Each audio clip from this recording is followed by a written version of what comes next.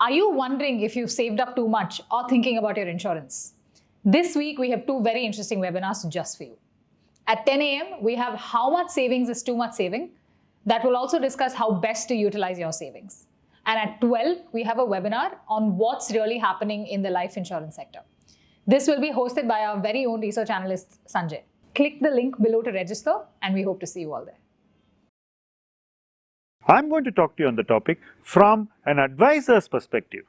An advisor is a very, very important position. It is a place where we handle a lot of trust, and it is a place where we function with great responsibility. When markets go up, an advisor's responsibility goes up. When markets go up a lot, like you're seeing now, that becomes even bigger. So the advisor's responsibility is something that needs to be carried through in a careful way, in a way which protects investors, guides them towards the future, and still ensures that their participation in the investment process is active and progressive. Everybody wants a good advisor. Everybody wants an advisor who delivers. Everybody wants an advisor who is futuristic. An advisor also would love to work with people who understand what it takes to be futuristic, what can deliver with a futuristic advisor, and how to function seamlessly and smoothly with a progressive advisor. The reasons are simple.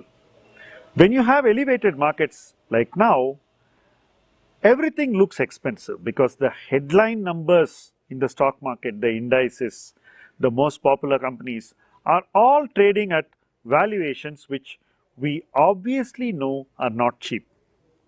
So from an advisor's perspective, the first priority is to ensure that investors own portfolios which don't get impacted by very, very expensive stocks, because when the market falls, expensive stocks will fall too. And when the markets go through a transformation from one cycle to another, expensive stocks will fall even more. We have seen that in every cycle, right? And it will happen again. So the advisor needs to keep his clients away from that universe of super expensive stocks. But where do you invest the money?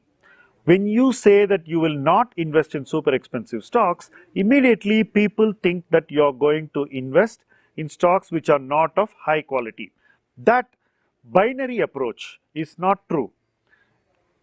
There are a number of companies which are not super expensive right now, which can become more valuable and more sought after 2 or 3 years.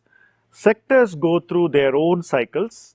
Some sectors remain out of favor for years together, and then when economic development takes a different trajectory, when it assumes a different pattern of growth, then those sectors which are down tend to come back in favor. So an advisor has the option of channeling his clients towards thinking differently, towards moving towards these spaces which remain unoccupied even in a bull market, because in a bull market everybody is looking at the most popular parts of the market and they are not looking at the unpopular or the unseen parts of the market. So those dark corners can give us a number of companies which can break away and form a different trajectory of growth and take a different valuation approach.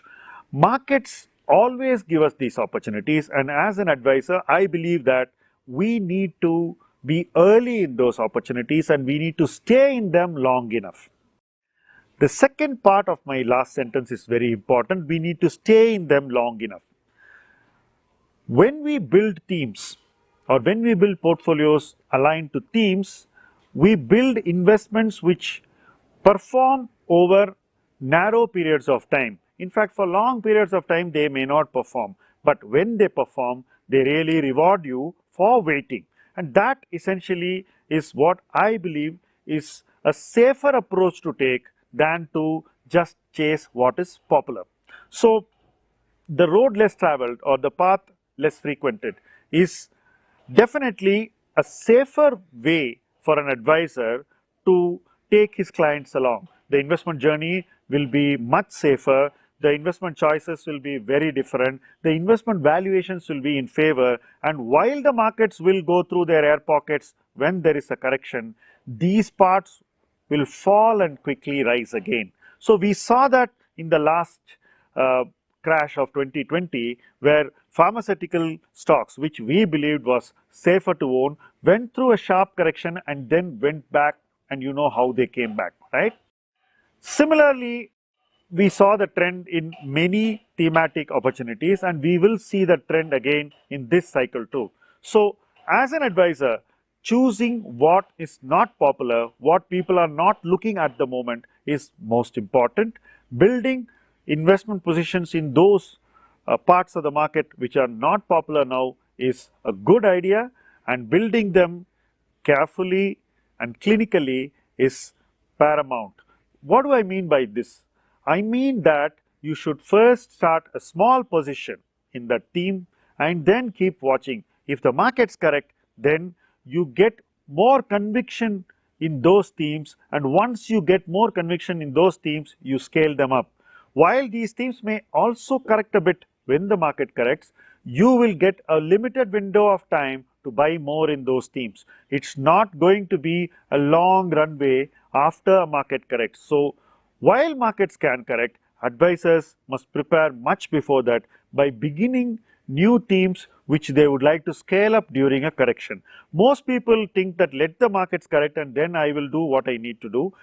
My experience is such investors never participate in the markets, and they come back after the markets have gone up again.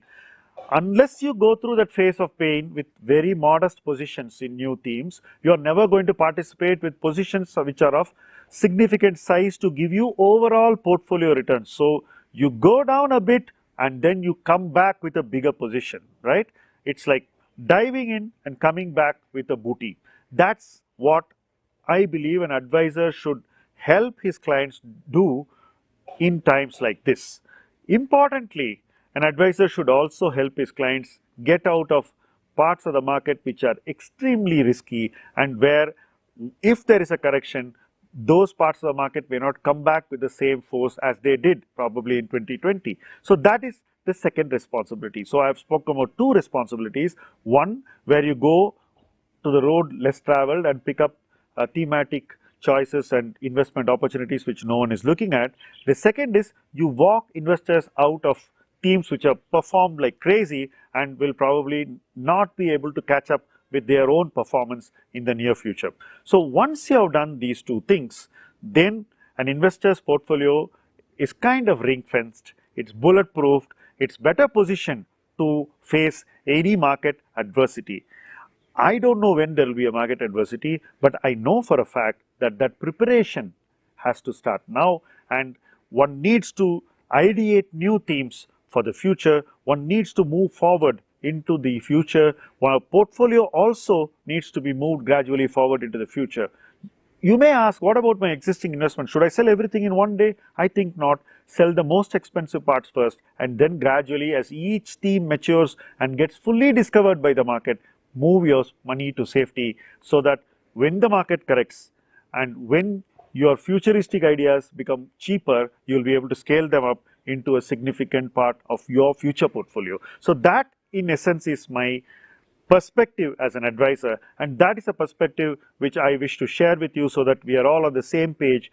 Our colleagues and all of you come together to create a new portfolio and also walk the existing investments to safety when they become mature. The good news is we have several themes which are still having a longer runway towards maturity, so there is no urgency to sell existing investments, but there is an urgency to start newer investments. We have at least 3 or 4 themes which we want to start, and with your full cooperation and participation, we will be able to start them one by one.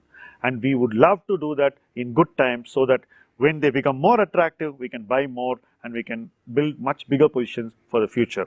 Having a greater opportunity is important, but preparing for that greater opportunity is even more important. Thank you for all your support. Thank you for watching this video. I do hope all of us act on what we have discussed in this video. Thank you very much.